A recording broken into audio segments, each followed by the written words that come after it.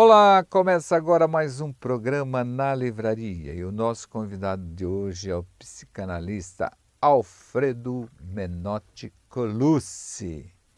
E da sequência mais um quadro com o nosso sommelier Luiz Escolto. E como sempre, 2 livros. Hoje quero mostrar uma prata da casa, trata-se de um jornalista. E também um sucesso nacional. Voltamos em seguida.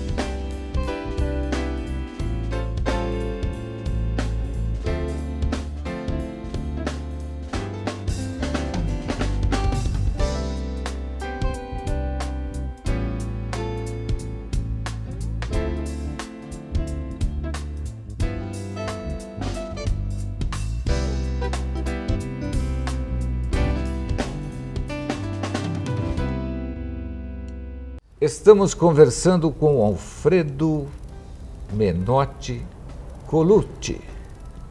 Seja bem-vindo à nossa livraria. É um prazer estar aqui, Milani, porque eu sei do teu esforço de estar em contato com a comunidade e desenvolvendo projetos extremamente importantes que envolvem artes, música, literatura. E isso, para nós aqui em Marília, é uma recuperação de algo que já existiu, mas que agora você está reeditando o que Marília merece. Falando em literatura, você trouxe para nós Marília do Meu Tempo, Os Anos Dourados, Gilberto Casadei, seu grande amigo. Fale um pouco do seu amigo, escritor marilhense, que foi embora de Marília há alguns anos e agora retorna com essa obra. Fala um pouco sobre essa obra, Alfredo. Então, Gilberto fez aqui a sua formação e em 1966 entrou na Exalc, em Piracicaba, do qual fez uma carreira acadêmica até se tornar titular e livre-docente. E ele tinha muita saudade de Marília e de vez em quando vinha catalogando todas as informações da época que ele viveu aqui. Esse livro, ele trata da década de 50 e década de 60 em Marília, os anos dourados. São a época em que houve uma revolução cultural, é a época na década de 60 que temos os Beatles, temos toda a revolução da minissaia, temos as revoluções culturais, e Marília era uma sede do qual as mudanças revolucionárias aconteciam. E isto trouxe para Marília uma cidade muito inovadora, que eu diria até muito criativa, assumindo e assimilando aquilo que é de novo na cultura. Ela é uma cidade que, na década de 60, ela produziu no Clube de Cinema um prêmio, Curumim, quer dizer, houve repercussões dentro do cenário nacional, né? O Clube de Cinema existe até hoje, mas Marília realmente teve uma explosão conhecida na cultura da cultura brasileira, em termos de literatura, em termos de música, em termos de ciência, né? Nós tínhamos uma unidade da USP aqui, na década de 60, que produziu trabalhos magníficos, né? Então, eu acredito que foi exatamente isso que me trouxe a Marília no final da década de 60. Via em Marília uma atração muito grande para aquilo que eu vinha trazer, né? E quando você discorre essas histórias de amigos, principalmente a sua história, né? É muito interessante para a população. Isso está trazendo pessoas que não conhecem essa história dessas pessoas que amam Marília, saíram de Marília, mas continuam com o pensamento aqui na cidade, com o coração aqui. Que é o caso do Gilberto, o seu caso, né, Alfredo? Então, e o Gilberto escreve um livro belíssimo, né, que vocês podem encontrar aqui na livraria, e que conta toda realmente a inserção do que acontecia no Brasil e no mundo, acontecendo aqui também. As repercussões, os ecos de todo um processo transformativo que se processava na cultura da época de 50 e 60, pós-guerra. Então, Marília realmente merece isso ser retomado, reeditado, relembrado, porque Marília é uma cidade que ela acolhe o novo, né? E através desse livro, nada melhor da leitura do livro, poder ver isso de fato, através de fotos, através do que o Gilberto descreve, pelas consultas. Ele fez uma pesquisa verbal também, procurando pessoas já com muita idade ou parentes das pessoas que viveram naquela época e que ficaram as marcas. Então ele traz testemunhos vivos também, não só dos jornais, não só da literatura da época, mas também relatos vivos. E isso é um documentário que merece todo o apoio da população e da administração de Marília também. Com certeza, porque ele está falando de 50 anos. Né? 70 anos atrás. 70 anos.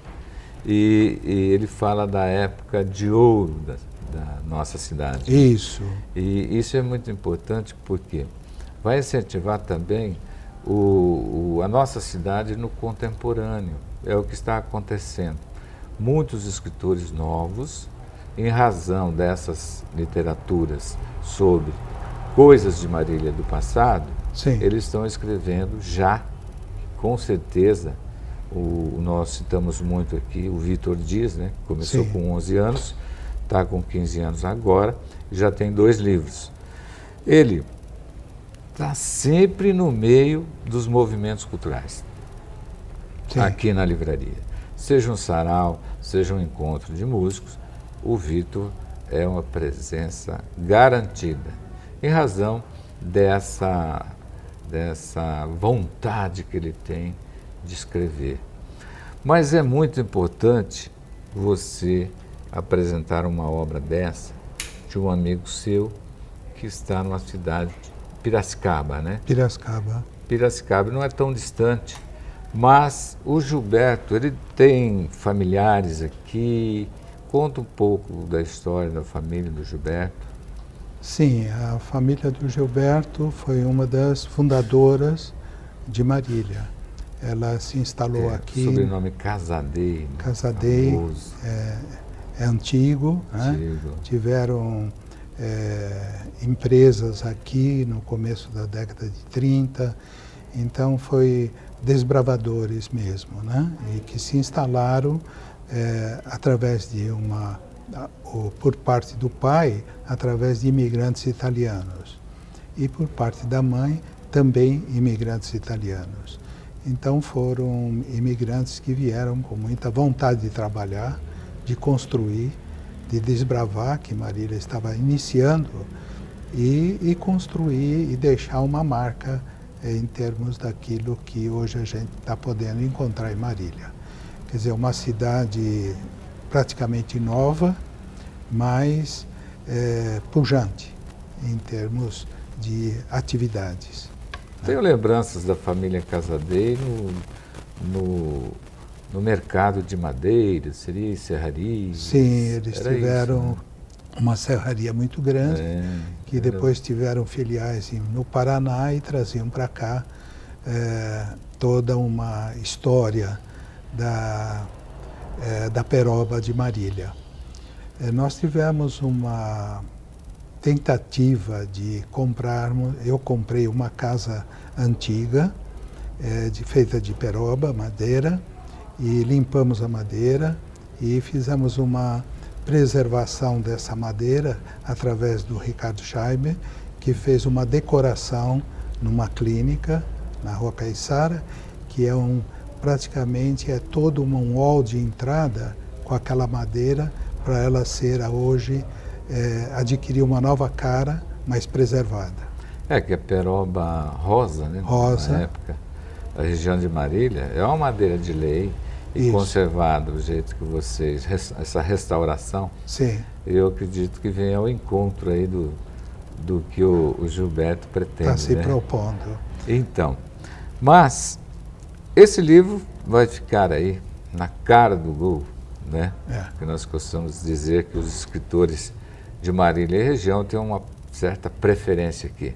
O livro gira, cada dia ele está num lugar diferente e sempre bem à disposição das pessoas que frequentam nossa livraria. E muitas pessoas de fora, de outras cidades e às vezes do exterior, vêm em busca de novos talentos contando a história da cidade. Muito importante essa obra. Mas, Alfredo, vamos falar um pouco da sua profissão, psicanalista. Conta um pouco por que você escolheu essa sua profissão, que é um encanto de profissão. Então, essa tem uma história também interessante. Eu formei medicina em Ribeirão Preto, no começo da faculdade de Ribeirão, que era da USP, e uma faculdade que formava na época eram 80, 60 profissionais. E eu havia, depois de formado, feito a residência em psiquiatria e tive toda uma formação já dentro da área psicanalítica, porque o chefe do departamento era um psicanalista. Uma coisa rara na época. Mas no final da década de 60, eu tive a oportunidade de conhecer Marília e achei assim, é aqui que eu venho. Porque eu senti em Marília exatamente o que nós falamos do livro. Era uma cidade que tinha muita perspectiva.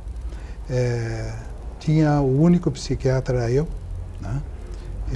Fiquei diretor do Hospital Espírita, fiquei professor da Faculdade de Medicina, da FAMEMA, que estava iniciando, e comecei a trabalhar doidadamente, tanto num quanto no outro, e formando colegas para me ajudarem, e fomos formando toda uma equipe dentro da faculdade, o primeiro ano, segundo ano, terceiro, até os residentes, que foram os que depois ficaram como psiquiatras residentes no hospital e na faculdade. Então, Marília se apresentava assim, como um lugar que tinha um veio de ouro. Você falou Anos Dourado, realmente era uma cidade que tinha um veio de ouro, que eu sentia que poderia construir algo que fosse importante. Nós estamos tentando, tem um grupo que está interessado em reconstruir a história, da mesma forma do livro, em reconstruir a história da psicanálise de Marília. Por quê? Porque são raras as cidades que tiveram o desenvolvimento da psicanálise como Marília, no estado de São Paulo, no Brasil, né? Marília ocupou durante muitos anos, no cenário brasileiro e da América Latina, um destaque em termos de psicanálise, né? Nós conseguimos ocupar espaços nos congressos nacionais e nos congressos latino-americanos com trabalhos que aqui eram produzidos.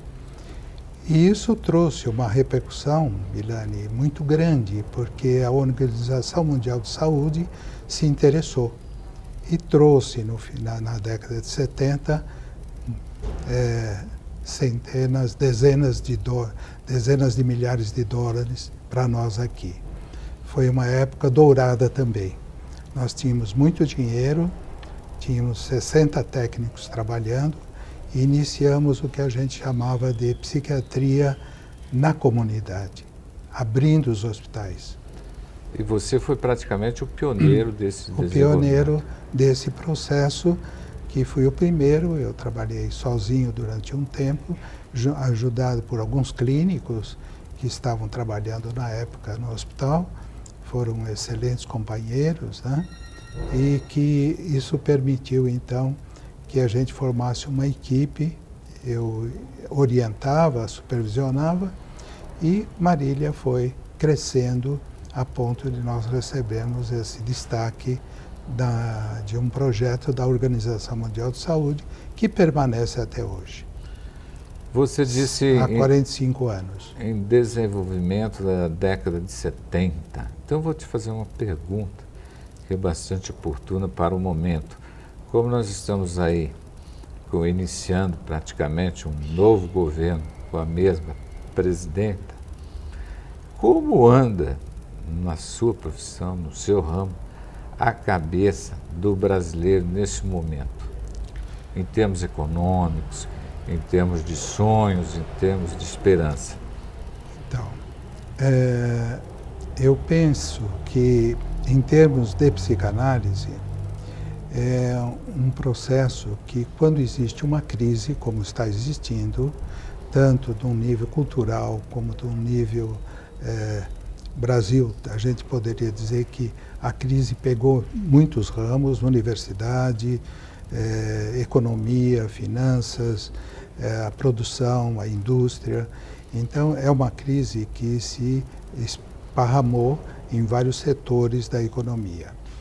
Isso produz angústias em todos os dirigentes e nas pessoas que estão envolvidas no processo desenvolvimentalista.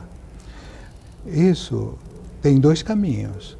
Ou a pessoa se afunda nos remédios, ou procura uma conversa em que procura o interlocutor que vá abrindo espaço para aquela angústia e crescer e criar novas ideias. Na realidade, o brasileiro hoje precisa de ajuda profissional. Profissional, para poder não deixar com que a sua mente ela se encapsule, né? E fica impedida de um desenvolvimento. Porque dentro de uma crise, num campo de batalha, ganha quem tem cabeça, quem tem mente preparada para pensar, treinada, e para pensar soluções. Aí o momento exige isso, porque você veja bem, nós estamos aí, eu converso com muitos empresários que visitam a nossa livraria, e alguns vêm até aqui tomar um café e acabam desabafando para ver como anda o comércio. E eu digo a eles que o momento é de vender muitos livros. Inclusive nós estamos vendendo, aumentou a venda de livros referente à depressão, à motivação, os livros motivacionais, por exemplo, um campeão aqui hoje de venda é o Augusto Cury, em razão desse processo de dificuldade que encontra o nosso país, não é? Então, você percebe que eu acredito que o seu consultório de muitos psiquiatras, psicólogos, vai aumentar o seu movimento em razão disso. Agora, veja bem, eu assisti um filme anos atrás e estou com vontade de ver de novo o filme de Woody Allen, Match Point, No Limite. Você acha que o país está no limite?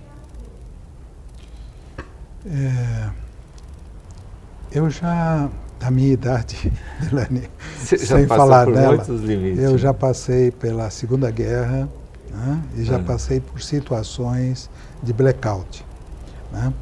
Eu acredito muito no ser humano, que tem uma capacidade de esperança e de recuperação impressionante, né? O ser vivo, de uma forma geral. O Brasil, a população gosta de trabalhar, né? Sim, o brasileiro é criativo. Ele é Você criativo. pega, por exemplo, todo o acervo musical do Brasil, eu não consigo encontrar igual em outras culturas. A música brasileira, ela é muito criativa e vasta, né? Você que gosta também, sabe que é impressionante o arsenal que a gente tem. Isso mostra uma criatividade impressionante, né? Então, eu acredito na esperança de que o ser humano ele tem aspectos muito positivos que vão encontrar soluções e articular um processo de reconstrução. Eu conheci e fico impressionado, por exemplo, quando eu vou à Europa, a reconstrução da Alemanha, né? Viena. Viena eu fiquei procurando alguns edifícios onde pudesse ter algumas balas que deixassem marca em alguns edifícios. Encontrei apenas uma, né? É diferente de Praga, por exemplo, que eles preservaram um quarteirão para mostrar aonde existiu, vamos dizer, a perseguição, essa coisa toda. Mas é conservado como museu. Mas a reconstrução da Inglaterra caiu lá 1.200 bombas V2, né? É muita bomba em cima de Londres. Então o que nós estamos passando, doutor, é pouco. É pouco. É Nós vamos pouco. encontrar, já estamos encontrando a saída, né? Isso. Eu acho interessante quando um amigo nosso vem até a livraria e diz, Milani, que livro você indicaria? E quando ele tem eu conheço, que ele gosta de música, por exemplo, falou, olha, eu poderia te indicar, e empresário, né? Eu poderia te indicar mais Platão, menos Prozac. Mas eu vou indicar um professor de música e você compra um violão. E tem dado certo. Por quê? A música tem esse poder, né, Alfredo, de quem tem essa tendência musical, de durante o tempo que ele está com o instrumento, tocando, aprendendo, junto ao professor, é praticamente uma terapia, não é? Sim. E o momento exige a busca dessas alternativas. Não apenas se a sua empresa, por exemplo, está em dificuldade, procura essas alternativas. Um bom profissional, ou se envolve com a literatura, com a música, porque com certeza vai ajudar muito, não é isso? Perfeito, porque eu estava dizendo que se a pessoa, o homem, de uma forma geral, tanto homem como mulher, se encapsula dentro de uma crise, com certeza ele entra dentro de um buraco e vai sendo difícil ver luz. E o livro é um diálogo, é um interlocutor. Quer dizer, o autor que escreveu, ele procura leitores para estabelecer uma comunicação. A música também tem a partitura, é uma leitura, implica um exercício, implica uma relação dual, né? E essa relação dual, na ausência, na falta de ter alguém do lado, ela tem que ser buscada ou no livro, ou na música, ou na obra de arte. Não tem outro caminho, né? São processos que o livro, desde que ele foi nos fenícios, na Assíria, aquelas escritas cuneiformes já existiam lá no Egito, quer dizer, já existiam anotações que permitiram ser desenvolvidas com leitores, né? Permanece até hoje, Permanece, um sucesso, são os campeões de vendas. Exatamente. A Pedra da Roseta, que ajudou a fazer a tradução dos hieroglifos, mostra como era importante a escrita egípcia, né? Então, por que não usar o livro ainda? Eu penso que um desvio disso está sendo o iPhone, o fone, os telefones celulares. Foi bom você tocar nesse assunto, Alfredo, porque uma coisa me impressiona muito aqui na livraria. Nós recebemos durante o ano mais de 1000 currículos. E eu estou percebendo, principalmente o adolescente que quer ingressar aí no primeiro emprego, ele vem com um currículo. E ele entra mudo e sai calado. Simplesmente te entrega a folha e vai embora. Então dá a impressão que esse menino, ele virou realmente um celular, um notebook, você tem que ligar ele. Ele cada vez mais informado, mas dependente de alguém que possa auxiliar. Como que esse mundo seu, nessa profissão da psicanálise, vê essa juventude neste momento? Com muita tristeza, né? Porque se eles estão neste encontro, nesse mergulho, eu até diria um mergulho no celular, profundo no celular, o risco de ter dificuldade de sair disso é muito difícil, porque é um mergulho que leva às profundezas, na escuridão. E o Facebook e outras alternativas não são contatos humanos. O contato humano deveria ser por voz. Se usasse o celular para conversar, eu acredito que pela voz, mesmo que ela venha pelo ar, há uma comunicação. Uma energia. Há uma energia. Fumação. Isso. Existe todo um aspecto que... humano. Quando você recebe um telefonema, o teu coração bate. Entende? Então não tem como não ter emoção. E a emoção passa pelo fio, ou pelo ar, né? E encontra o outro. Então eu acredito que é terrível ver esse mergulho no celular.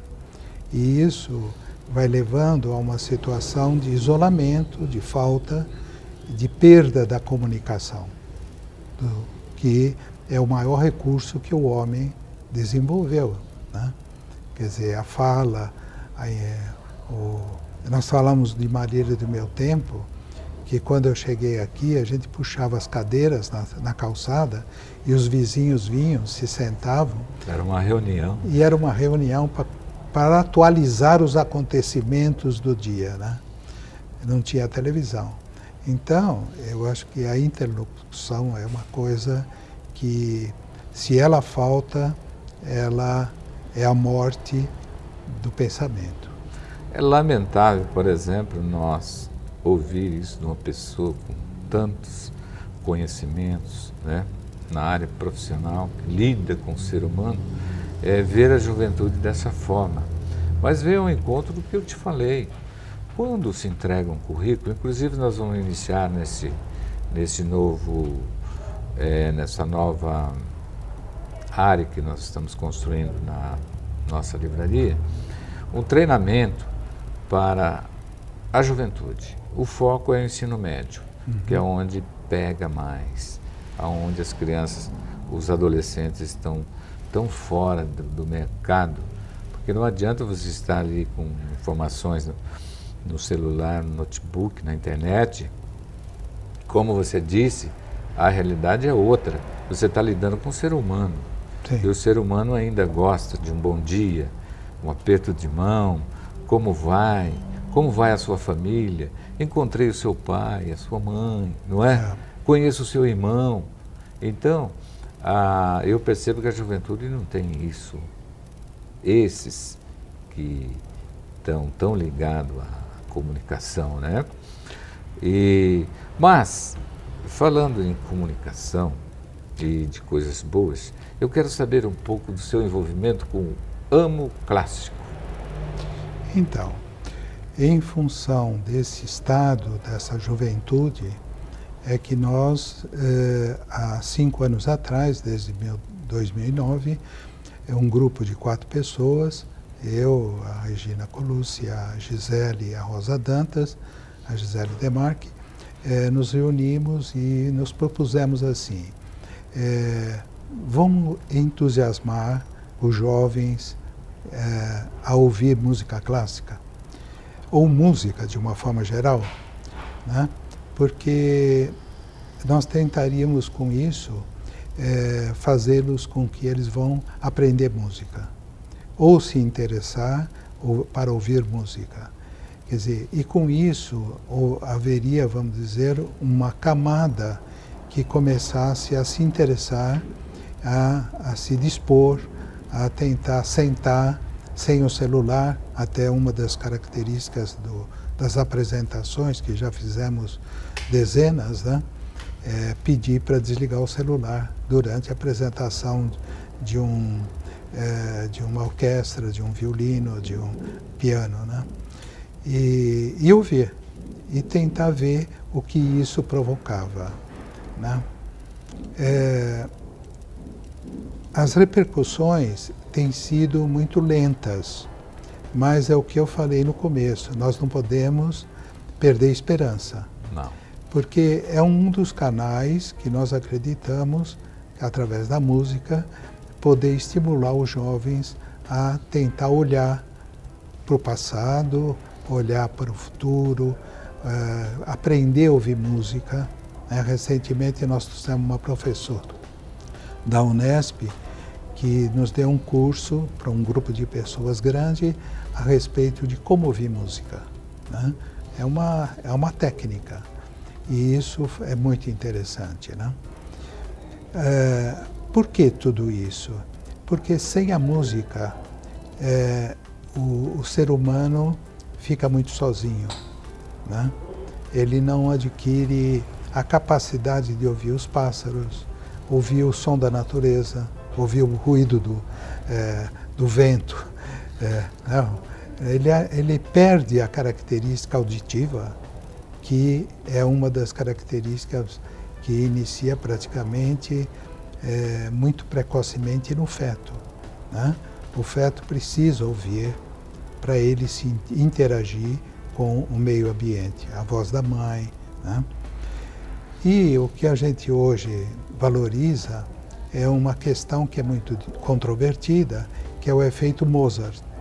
O que é o efeito Mozart? Se você ouvir um opus 445, por exemplo, de Mozart, e for fazer um cálculo matemático, você tem uma produção maior. A sua inteligência, pelo menos, quase que imediatamente, ela se amplia. Então, ouvir música clássica durante o estudo do vestibular, que o cursinho não faz isso, é uma perda, porque abriria uma possibilidade muito grande de uma desfragmentação cerebral que permitisse um funcionamento melhor. Lembra do 386 do computador? 386. Que a gente precisava apertar um botãozinho 486 para ele desfragmentar, abrir mais espaço na mente, no Winchester. E a música faz isso. Eu acredito, porque o que acontece com o amo clássico? Participei de quase todos os movimentos artísticos, né, que vocês trouxeram para Marília, e virão outros por aí. A música, a literatura, eu acredito que o momento é bastante oportuno para esses encontros aqui na livraria. Estou muito feliz com esse programa em razão disso, porque aparecem pessoas como você, Alfredo, como a Gisele, como todos que faz parte desse grupo, né, do Amo Clássico, que envolve várias pessoas, levar esse presente para a nossa cidade. Eu acredito que é como a nossa livraria. Ela está crescendo, o Amo Clássico também. E isso vai ao encontro da população da nossa cidade. Alfredo, foi muito bom conversar com você. Esse bate-papo passou tão rápido aqui na livraria. Eu percebi, foi ótimo, né? Mas queria complementar então realmente, te agradecer e dizer que eu estou muito contente porque o grupo Amo Clássicos, os participantes, está ampliando, está aumentando e isso é muito gratificante. Em termos de psicanálise, Marília talvez seja entre os psicanalistas formados e os psicanalistas em formação, Marília é uma das poucas cidades do estado de São Paulo, para não comparar nem com os outros estados, que é bem menos, a frequência é menor, é uma das cidades que tem a maior quantidade de psicanalistas e que oferecem serviço à comunidade por preços adequados ou gratuitamente. E isso é uma ampliação de toda essa atividade comunitária que a gente vem desenvolvendo, além de palestras e tudo mais. Muito obrigado, Alfredo. Conversamos com o Dr. Alfredo Menotti Colucci.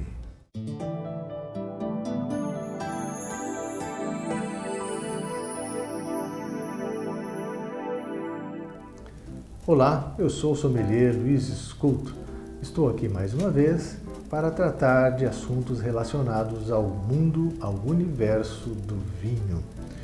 E hoje eu trago uma informação importante que pode ajudar você, consumidor, a decidir como será a sua compra agora, em especial nas festas de final de ano. Vou tentar te chamar a atenção para algumas características dos vinhos tintos e, portanto, das uvas tintas.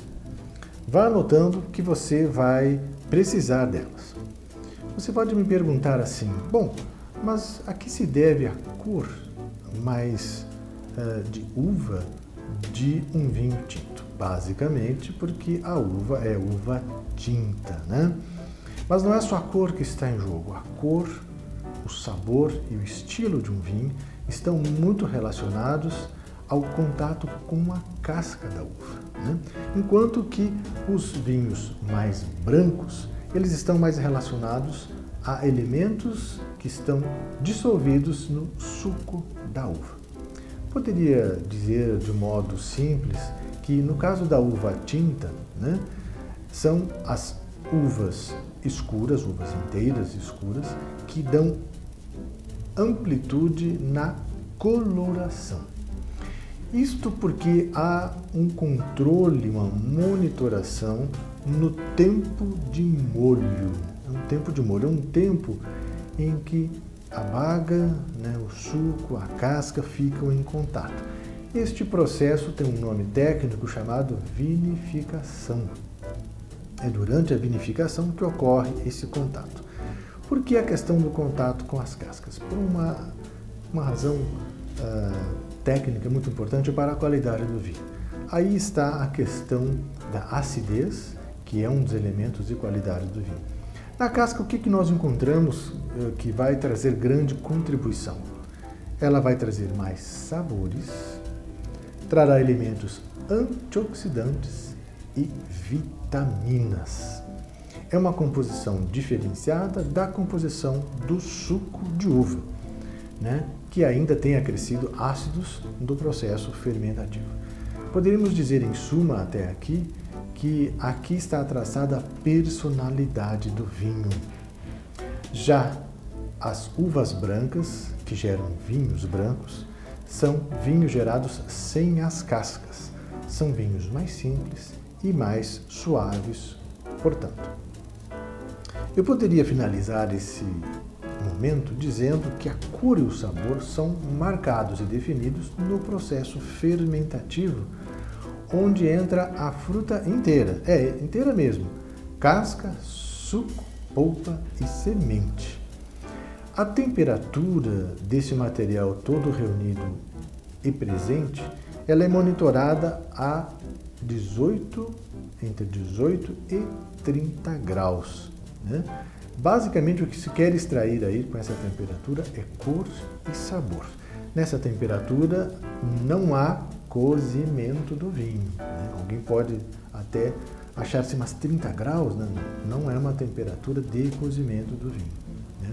Este, inclusive, é um sabor não esperado após esse processo. O que nós queremos gerar, além de cor e sabor, são aromas. Aromas mais intensos, aromas mais marcantes, aromas frutados, por exemplo, que são característicos de vinhos jovens e leves. Espero ter deixado aqui para você alguns elementos que podem te ajudar a decidir a compra de vinhos neste final de ano. Muito obrigado e até o próximo encontro.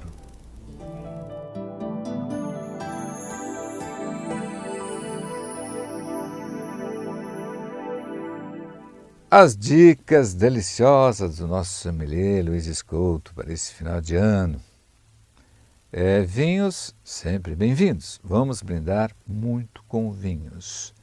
Mas a entrevista com o psicanalista Dr. Alfredo. Quantas informações! Que delícia é ouvir um profissional deste nível. Mas, como sempre, 2 livros. O primeiro é um sucesso mundial. Estou falando da A Captura. É um best-seller. A Lenda dos Guardiões. Autora Kathleen Lasky. A Captura. Esse livro o adolescente precisa ler.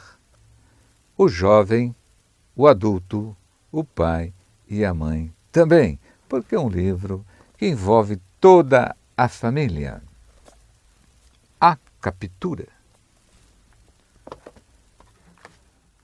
Ramon Franco, nosso amigo, jornalista, escreveu Japem, um livro para toda a família. Eu indico à venda aqui na livraria e nas melhores livrarias do nosso Brasil. Ficamos por aqui com mais um programa na livraria. Convido você para acessar o nosso site www.livrariamilani.com.br. Um abraço a todos. Até a próxima semana. TV Campos e você, aqui na livraria. Já cantei no mato, na beira de um riacho, bem juntinho dela. Já cantei na rua, olhando pra lua, agarradinho com ela. Já cantei na praça, já cantei de graça, a pedido dela. Fui cantar no estrangeiro pra ganhar dinheiro, mas eu fui sem ela, não pude aguentar.